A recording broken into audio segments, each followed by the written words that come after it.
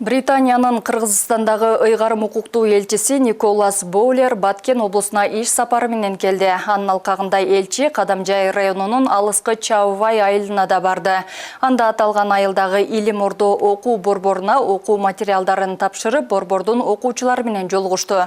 Жолугушуунун жүрүшүндө окуучулар элчи мырзага өздөрүнүн кызыккан суроолорун берип, жоопторун алышты. Белгилей кетсек, аталган окуу борбору Британиянын Кыргызстандагы элчилигине англис тилин тереңдетип окутуу максатында окуу китептери боюнча кат жазып, анын жыйынтыгында бүгүнкү жолугушуу уюштурулган. Биз Улуу Британия элчилигине кат жолдодук эле. Бизге англис тилди дагы тереңдетип окутуу үчүн учебный материалдар боюнча анан элчиден жакшы жооп келип, азыркы учурда биздин окуу жайды өзү келип кабар алып көргөнү келген экен.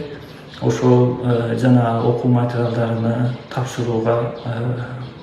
тапшырууга кетти.